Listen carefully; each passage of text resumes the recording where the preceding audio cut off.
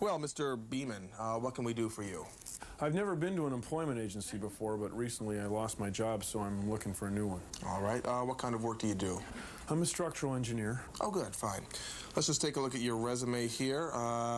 Your first design job was the old Tacoma Narrows Bridge. Right, Galloping Gertie. Tell me about that. Well, it fell apart and sank.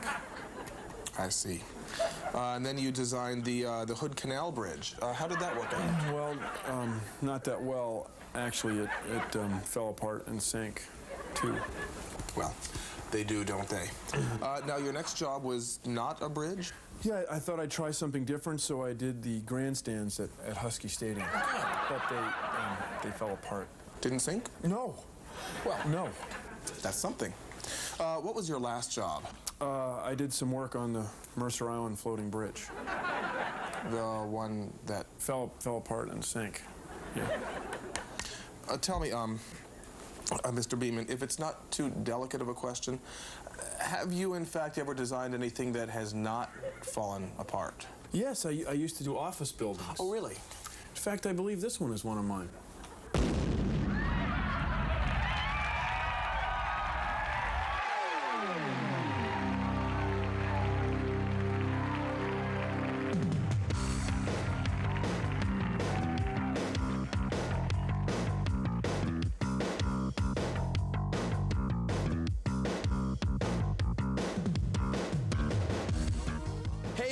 It's almost live! Filling in for the regular announcer, I'm Bill Nye, inviting you to join Johnny and his guest, the winner of the Seattle International Stand-Up Comedy Competition, Elliot Maxx. And now let's all play Almost Live with John Keister.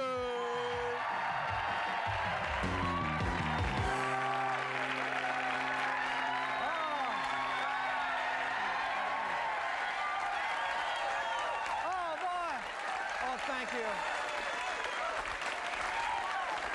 Thank you so much. Thank you. Welcome to Almost Live, coming to you from America's most livable disaster area. You know, I always wondered how those floating bridges stayed up, and apparently it has something to do with not dumping a bunch of water into the flotation chambers, opening all the doors, and then leaving on a 4-day weekend.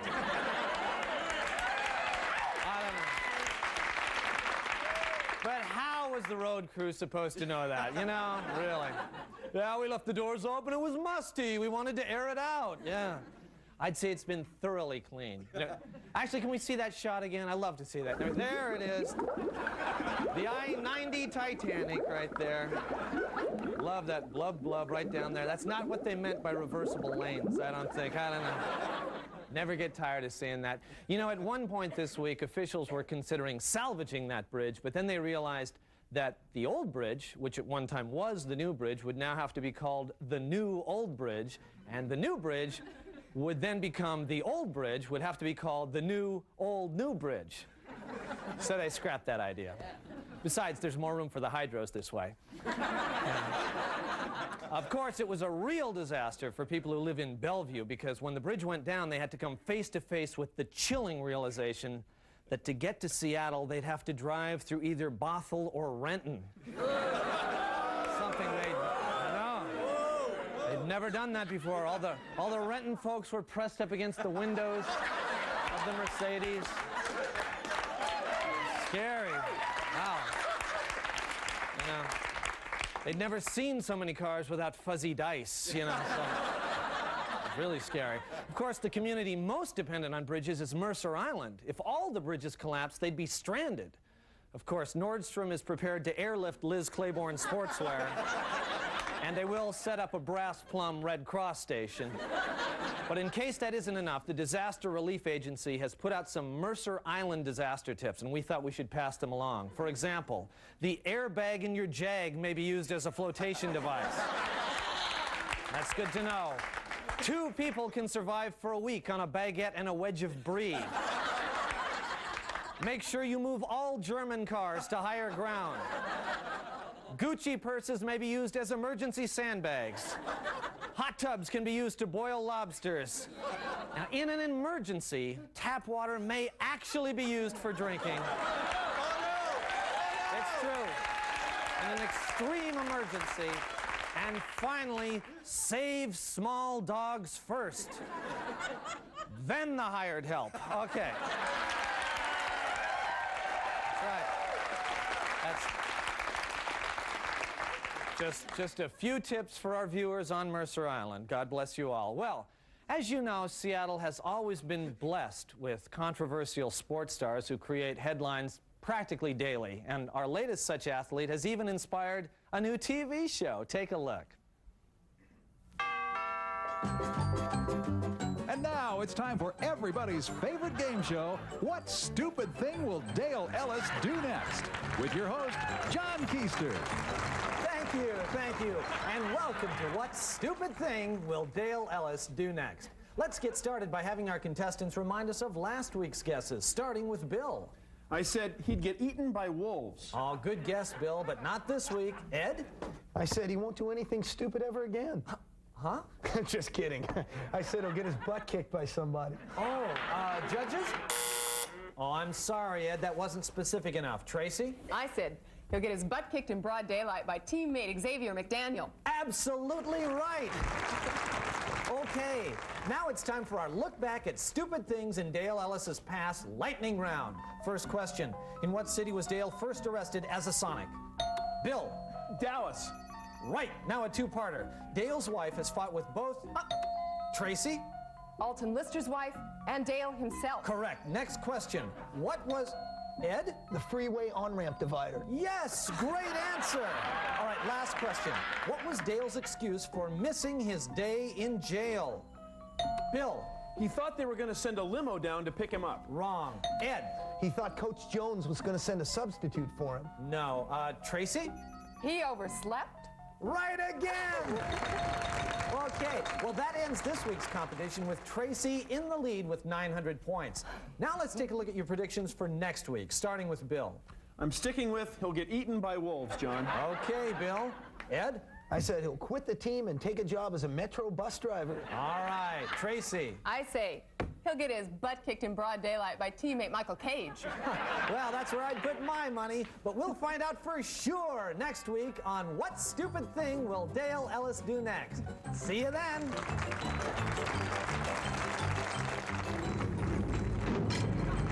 What Stupid Thing Will Dale Ellis Do Next has been brought to you by your local nightclub association. Nightclubs, a good place to get crazy. And the makers of fast cars. Drive one today. And the manufacturers of fine sleep alarms. You'll never oversleep again. And your local highway repair crews. You hit it, we'll fix it. All right, stay with us. We got a great show, and we'll be right back.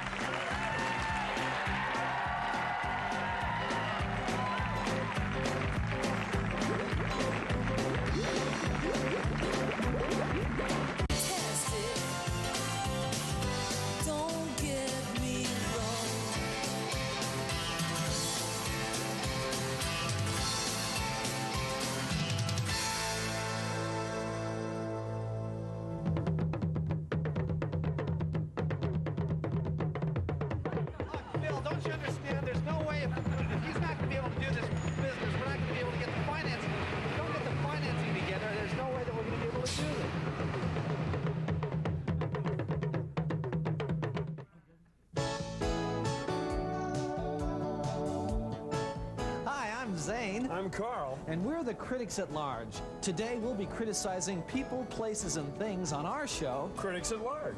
Like, take this guy. What do you think of his jacket? Thumbs up. I think it's okay. Yeah, sure. You can go. Hey, let's go. Now, this is great hair. It's a great style, great body. Thumbs up. Now, I say thumbs down because, look, I think she needs to open up a little bit. Now, these are great eyes. She's got a great face. Let's get the hair off her face. Like this, I say thumbs down. You won't believe it. Now, I have a lot of problems with this vehicle because there's ornamentation. The owner is clearly saying, hey, look at my car, and yet it's a 74 Impala. And that I find ridiculous. I agree. Streamers on the antenna, Chevy sticker, the car of a loser. I have to say thumbs down. We agree. Thumbs down. You guys touch my car? What? You touch it? No. Get out of here! Okay. What are you looking at? I feel that his reaction was too broad. Well, I thought it was appropriate for the situation in that we were criticizing his car. Yes, well, it was the car of a loser, though. Oh, yeah, well, we call it that. Now, you see, this gentleman is having the classic continental breakfast, which would be coffee and a donut, and I think donuts are really underrated today, Bill.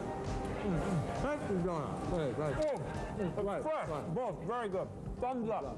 All right, now let's stop these guys. Now take a look at this couple here. Now, I think that they look very good together. There's a certain youthful sense of savoir-faire. I give them a thumbs up. Well, I like her, but him, the scraggly beard, to me is ridiculous. He's a little short. The whole image to me says wimp. I have to... Call an ambulance! Oh, no, you'll be all right. Now let's recap today's program. We both agreed thumbs down on the automobile. We were split on the hairstyle. Carl gave it thumbs up, I gave it thumbs down. There were two enthusiastic thumbs up on the meal that gentleman was eating. And finally, we split on Carl's need for emergency medical attention. He seems to think that he's dying. I think he's going to get away with a few minor cuts and bruises. So until next week, we're critics at large.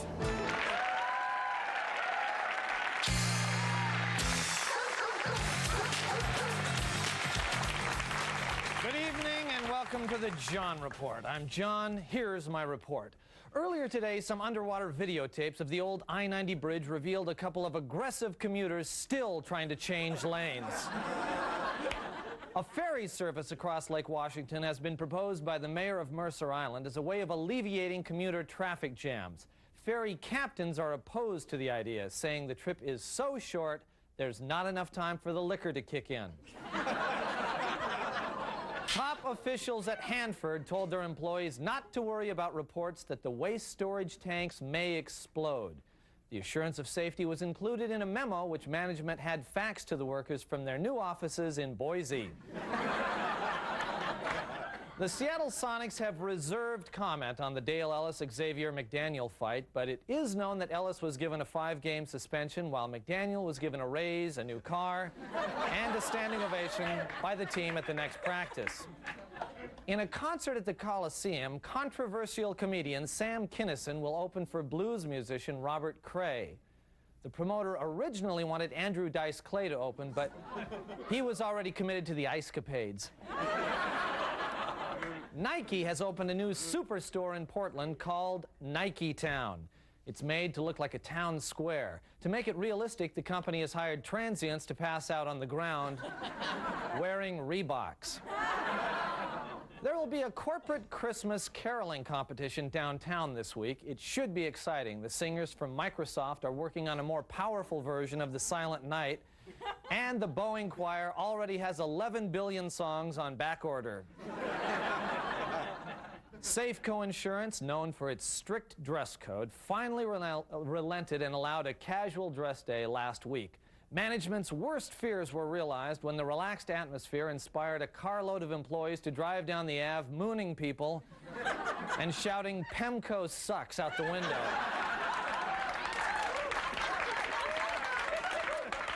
"60 Minutes is being sued by Central Washington apple growers over the Alar scare story. While they're at it, the lawsuit also asked that the show just skip the Andy Rooney segment and go right to the letters. Finally, the Mariners have donated balls, bats, gloves, and hats to an Army engineering battalion stationed in the Middle East. The battalion currently has a 9-game losing streak. This has been the John Report. Thank you, and good night.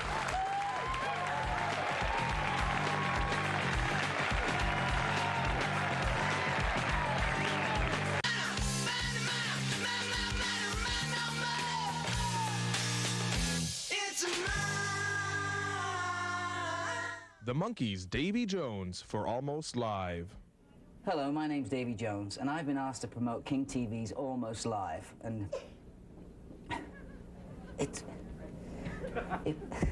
I do it, it's going to ruin my career. Don't make me do it.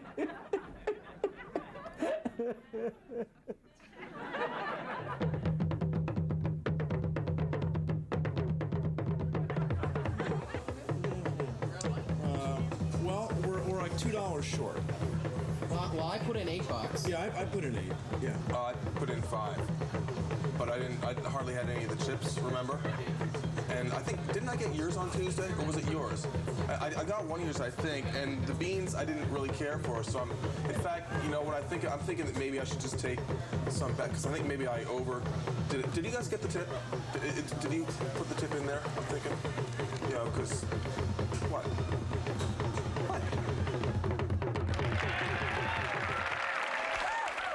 Okay, we're back.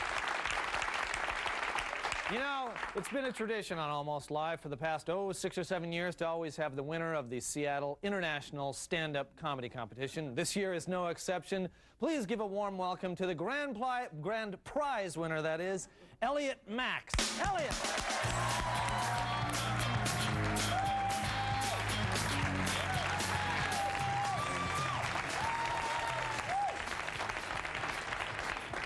Thank you so much. I would like to start a little differently, as most comedians don't, but I'd like to start with kind of a performance art piece, if you will. This starts as kind of a theatrical analysis of political repression as an instrument of social change, then transforming into kind of a dance, mime, synergy, multimedia assault on these sensibilities, exploring the perceptual boundaries of our collective human awareness. And then I end by stuffing yams in my pants. But first...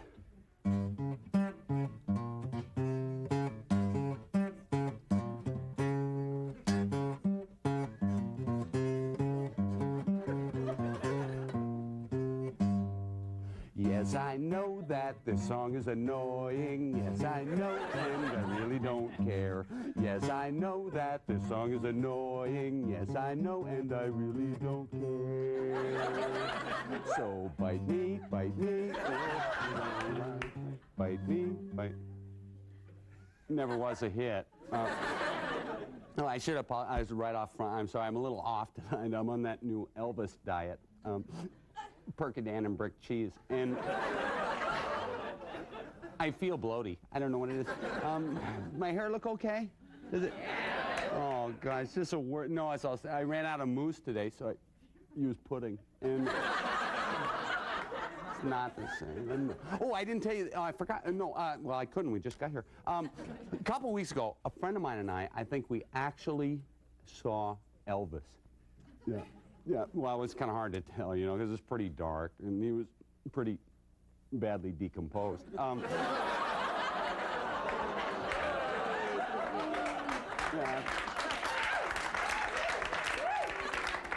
After a while, we just shoveled the dirt back in, you know, because he's really let himself go.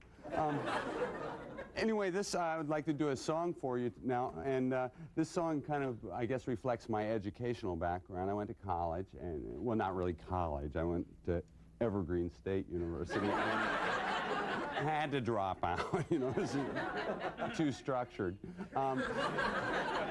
It was difficult class, you know. I studied philosophy. I majored in philosophy with a minor in drugs and alcohol. And anybody here study philosophy by any chance? Anybody? Rarely get an answer on that right away. No, because they have to mull the question over, you know. Did I study philosophy? It was a rhetorical question. He was talking to me specifically. Am I here? Well, my friends are. I must be. Anyway, this is a song that kind of reflects my philosophy, and I hope you can relate to it also.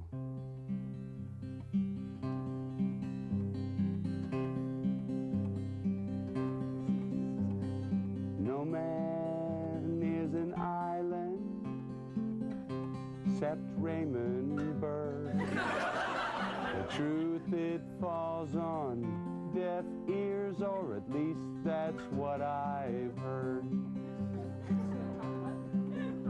Idle hands are the devil's playthings.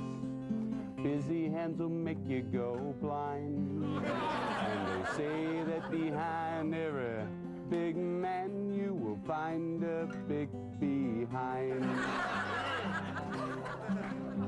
And the lion will lie down with the sheep, but the sheep won't get very much sleep. It's true. Two wrongs don't make a right, but three lefts do.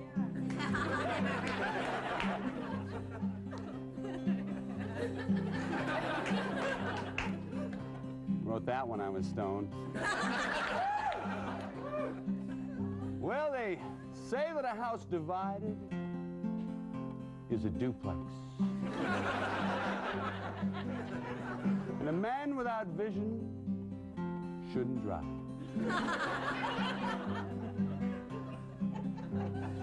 Laugh and the world laughs with you. Fart and you stand alone. They say that beauty is only skin deep, but ugly's to the bone. And they say that the best things in life are free, which is why they charge so much to get in to see me. It's true. Two wrongs don't make a right, but three lefts do.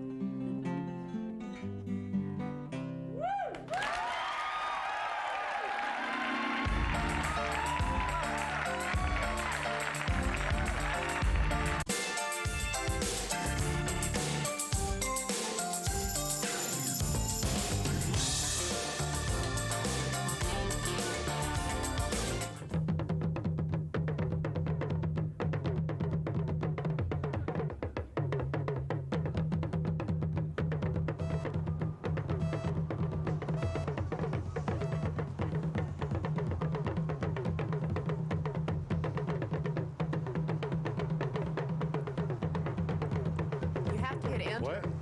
Enter. You have to hit enter. Enter. Where's that? Enter. The button enter? Enter. Right there. Yeah.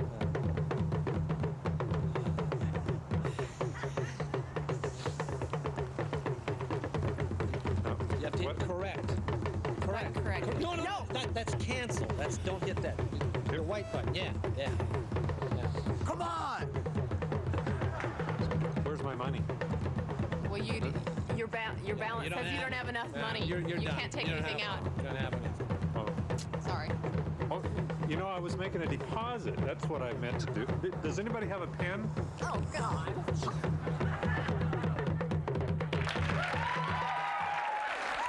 Well, that's all the time we have. Please join us next week. If you'd like to be in our audience, call us at 448-4556. It could be valuable because this week, 5 lucky audience members will be taking a friend to see the Fifth Avenue Theater's production of Oliver, starring Davy Jones. Yeah, the monkey. It'll be playing through December 16th, and if you'd like tickets, you can call Ticketmaster at 628-0888, and we'll see you next week. Bye-bye. Bye.